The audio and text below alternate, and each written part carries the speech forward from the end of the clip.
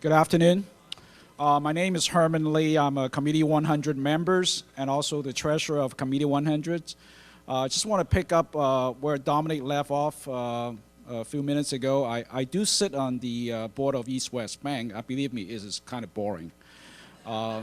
So Bob, if you can help Dominic to make our board more interesting, I'd really appreciate that. Okay. My job today is to introduce our next speakers, and I have no idea why I was being chosen to introduce him because I don't know him.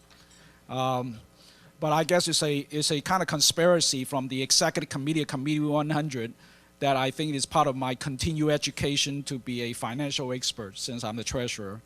So, and guess I'm sure you know who the next speaker is. Tony, please excuse me for reading the script I was giving to, and if you don't mind, I do know Tony 5 minutes ago, and I know him very well by now. I'm sure that by the time he finished this lunch, I probably will be learning a lot from him too.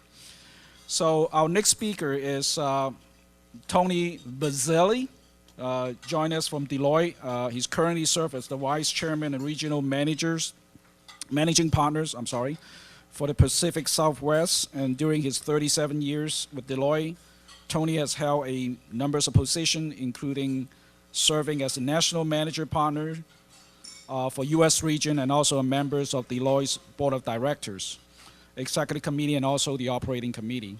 While Tony is not looking at the numbers, he dedicates a lot to the community service, and he worked closely with the United Way in Los Angeles, and most recently serving as their fundraising campaign chair.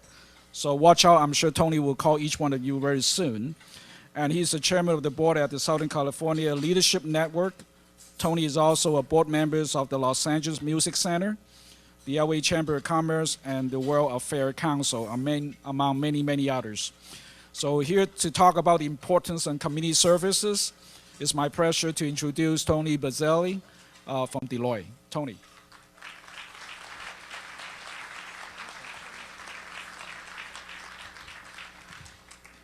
If you get the name Tony Buzzelli, you'll get a sense that there's Italian heritage behind it, not Chinese heritage. And one of the things that's important in Italian families is to eat. So what we will do is I was trying to put as much distance between me and Bob Eckert's presentation, because I think that was just a terrific presentation, that we will eat first and I'll be back after lunch. So please enjoy your lunch. Okay, so how was lunch? I didn't realize I was giving such a long speech. Bob Eckert had audio-visual, I had food as a prop. So I'm really happy that you enjoyed it. And again, thanks for welcoming me twice. It's the first time in my career I've been introduced twice for the same brief remarks. But it really is an honor to be here today. I'm really thrilled to have a chance to talk with you about a topic that's important to me. And for those of you who are not from Los Angeles, welcome. Los Angeles, as those of us who live here know, is one of the most diverse cities in the country, and it really is, many say, a look into the future of what the United States will be. So as you are here from out of town, please enjoy the differences that are here, because they're very rich and very important. When I was asked to speak, I looked at the positioning of my remarks. I missed the piece about lunch, but I did realize I was right after Bob Eckert. And when I saw that he was doing it, he's a terrific speaker. And by the way, I think we should stop for a moment to recognize Bob, because being a straight-up person is not a usual trait. So let's please again recognize Bob.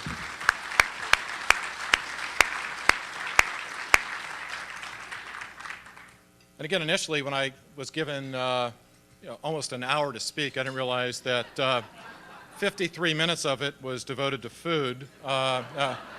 And so I now have my final 7 minutes. So rather than, I couldn't figure out what I could possibly do to inform you during a 7-minute talk. So I've decided to take a really different tact and turn the tables to the Committee of 100 and challenge them to do something and add to their agenda something about community. So let's see how we can go through this process of turning the tables on the Committee of 100. That's actually a pretty bold move when you take a look at who they are, but I've been around a long time, and I'm pretty fast and I'm pretty tall, so I'll take a shot at it. I'll add to you, or add and talk about the vision of Deloitte, which is to be the standard of excellence in anything that we do, whether it's with our clients, our people, or our communities. And it'll become clearer later, why I talk about standard of excellence. Last year I had the opportunity to write an article about in the UCLA economic forecast release about the economic trends in Los Angeles. And I'm not qualified to do that, but what I did write and what did get published was the fact that we need to find ways to get the public sector, the private sector, and the nonprofit sector to work together and not to create a new nonprofit every time we see a problem. The problems that we have are consistent. The organizations that we have are many. And our job really now is to find the solutions to those problems through the existing community organizations. For those of us in Southern California, last fall was a pretty traumatic time, all the way through Southern California. But last fall when San Diego and the other parts of this region had a series of devastating wildfires, Governor Schwarzenegger was amazed to find the first responders after the fire and police were the private sector and the nonprofit sector to provide help. And he was so impressed with what he saw with those two groups that he decided to bring government into the game by creating a cabinet-level position in Sacramento that would link the public, private, and nonprofit sectors. He named Karen Baker as the person, and she's now in the process of seeking out organizations in the private sector and organizations in the nonprofit sector who deploy volunteers well, and for those not in the nonprofit sector who use the volunteers very effectively.